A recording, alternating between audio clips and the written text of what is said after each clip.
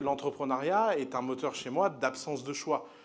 Souvent, on me demande pourquoi j'ai commencé aussi jeune. Je dis parce qu'un jour, j'ai découvert que j'étais pauvre et que ça m'a fait chier. Les entrepreneurs sont toujours en lutte contre quelque chose. Si vous êtes entrepreneur et que vous luttez contre rien, c'est que vous n'êtes pas vraiment entrepreneur. Alors, l'argent, c'est un phénomène un peu marrant. Parce que l'argent, il y en a de plus en plus et ça vaut de moins en moins.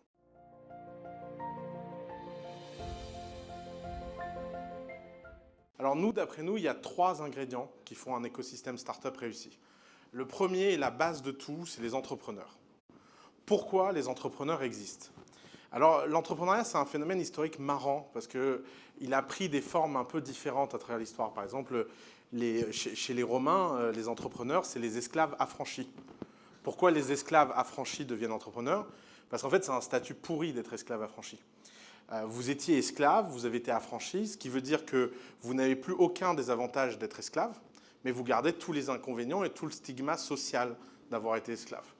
Donc en clair, une fois que vous avez été affranchi, qu'on vous a offert cette fameuse liberté dont vous avez rêvé en tant qu'esclave, vous n'êtes jamais un citoyen romain comme les autres.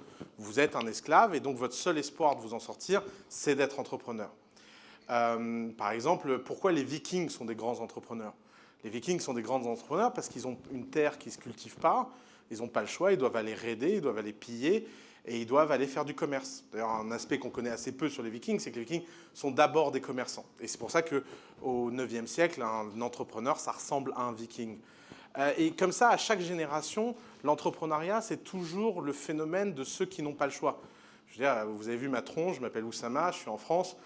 L'ascension sociale, ça passait par l'entrepreneuriat ou pas grand-chose d'autre. Moi, j'ai compris il y a longtemps le contrat auquel j'étais soumis. J'aurais pu faire Polytechnique et l'ENA. Il y a des moments, ça aurait pas fonctionné. Et donc, l'entrepreneuriat est un moteur chez moi d'absence de choix. Souvent, on me demande pourquoi j'ai commencé aussi jeune. Je dis parce qu'un jour, j'ai découvert que j'étais pauvre et que ça m'a fait chier.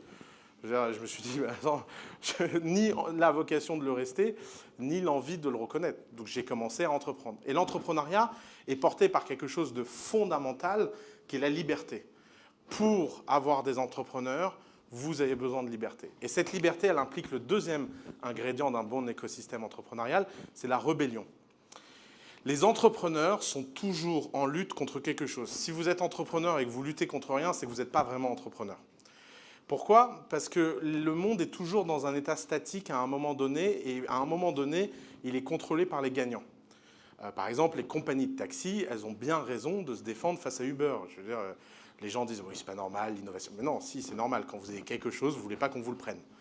Sauf qu'en face, si vous voulez quelque chose, il faut le prendre. Et ce conflit fondamental, qui est devenu très civilisé, on s'égorge plus, on fait plus la guerre, etc. Mais ça reste un conflit, ça reste quelque chose de fondamental. Si vous voulez prendre quelque chose que les autres ont, vous avez besoin de changer le monde un peu dans votre sens, et donc vous avez besoin de vous rebeller. Et la rébellion, c'est un ingrédient dont la plupart des organismes qui essaient d'accompagner l'entrepreneuriat ont du mal. C'est pour ça que nous, on est toujours très sceptiques quand les organismes d'État s'occupent d'entrepreneuriat, parce qu'on se demande bien comment ils vont faire avec l'aspect rébellion. Quand vous êtes l'État, vous êtes plutôt du côté de l'ordre. Vous avez du mal à vous dire qu'effectivement, vous allez réussir à amener des rebelles. Alors, de temps en temps, il y a des rebelles qui prennent des citadelles au sein d'un État. On a été agréablement surpris aujourd'hui. On a visité des endroits comme ça partout. Je vous le dis, hein, je suis connu pour mon franc-parler. C'est vraiment stylé ce qui se passe ici. On a vu des entrepreneurs vraiment cool. On a vu des entreprises vraiment bien. Mais parce que, quelque part, ici souffle aussi une volonté de rébellion contre une principauté qui a ses règles, son histoire, sa lenteur, etc. Et le nouveau a toujours besoin de se rebeller contre l'ancien. C'est comme ça. C'est un ordre naturel. C'est pas tant que parce qu'on n'aime pas les anciens. C'est simplement parce que l'ancien a besoin de faire de la place au nouveau. C'est un cycle. C'est comme ça dans la nature. Quand il y a un arbre qui pousse, il prend la place des autres. Quand il y a une nouvelle entreprise qui vient, elle prend les parts de marché des entreprises. Ce qui est un peu nouveau et étonnant, c'est la vitesse à laquelle ça se passe. Alors ça, c'est vrai que c'est un vrai choc historique. Passer de 0 à 100 milliards de valo en 5 ans, ça, c'est impressionnant. Il y a quelques entreprises qui ont des vitesses de disruption qui sont complètement inimaginables et qui, d'ailleurs, sont inimaginables pour la plupart des gens qui dirigent ces entreprises. Par exemple, moi, j'ai eu la chance de fréquenter les gens à l'origine de Facebook quand ils étaient personne. Et il y a quelque chose de fascinant quand j'essaie de me souvenir de qui ils étaient, ces gens-là, c'est qu'ils n'avaient pas du tout conscience de faire Facebook. Si on avait dit à ces gens-là qu'un jour, ce serait un outil qui serait utilisé pour mettre Trump au pouvoir par des agents russes et dans une guerre gouvernementale avec des auditions au Sénat, les mecs, ils auraient rigolé. Ça fait, attends, on envoie des vampires, mec. Qu'est-ce que tu nous racontes? Et pourquoi? Parce qu'en fait, la plupart de ces phénomènes d'adoption et de disruption dépassent leurs créateurs même. Vous savez, on aime bien imaginer ces gens comme les maîtres du monde qui imaginent où le destin de la planète doit aller. La plupart du temps, ils n'en ont pas la moindre conscience et ils sont même eux-mêmes étonnés de l'impact qu'ils ont. Je pense que vous travaillez chez Facebook en 2019 et vous vous faites accuser toute la journée de manipuler le monde, de voler des datas, etc. Vous avez l'impression, à mon avis, de vivre dans la 4e dimension. Où vous venez au travail analyser des tableaux de cohorte pour que des gens échangent des photos de famille, parce que c'est quand même l'usage numéro 1 de Facebook. Il faut savoir quand même que l'utilisateur majoritaire sur Facebook a maintenant 57 ans de moyenne d'âge. Donc votre travail, en fait, c'est d'analyser des cohortes pour les photos de petits-enfants. Et à la télé, on vous accuse de travailler pour le KGB. Donc, votre niveau de réalité, il est comme ça, en fait. Vous ne savez pas de quoi on parle, vous ne savez pas comment connecter. Et ça, en fait, ça implique le 3e ingrédient, c'est que l'entrepreneuriat, grâce à la liberté, rencontre la rébellion, et il a besoin d'un 3e élément, qui est l'argent. Alors, l'argent, c'est un phénomène un peu marrant, parce que l'argent, il y en a de plus en plus, et ça vaut de moins en moins.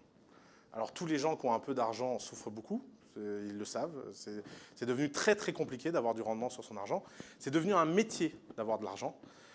Si vous voulez, aujourd'hui, en 2019, avoir de l'argent et vous la coulez douce, c'est très dur.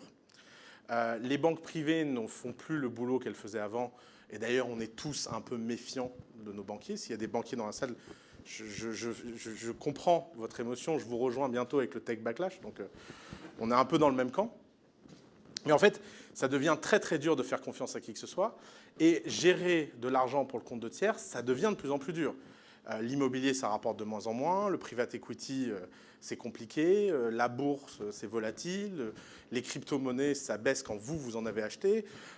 C'est vraiment...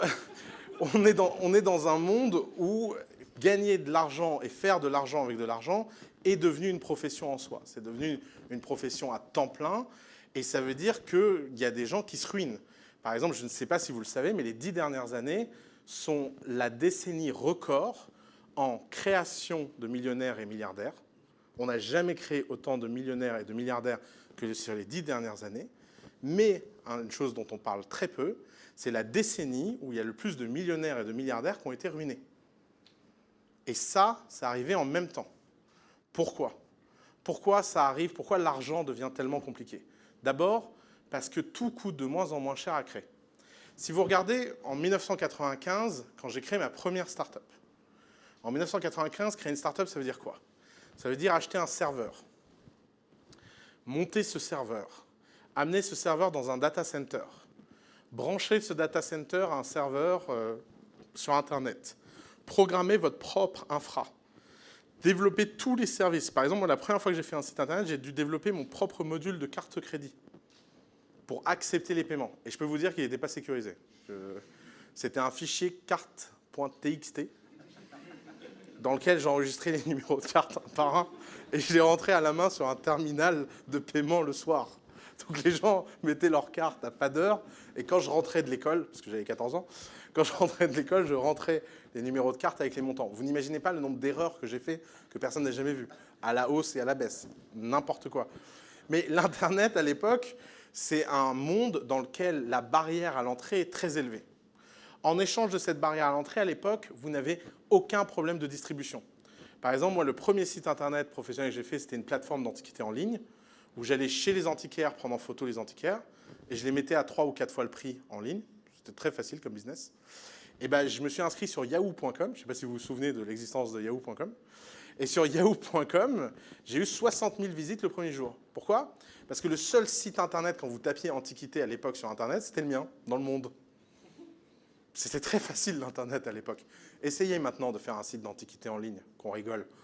Essayez d'être numéro 1 sur Google et d'être en concurrence avec la terre entière. Le moindre type qui a la moindre idée maintenant est en ligne. Et donc, ce qu'on a gagné en termes de réduction de CAPEX, on l'a perdu en distribution. ça devient de plus en plus dur de distribuer, ça devient de plus en plus facile de lancer.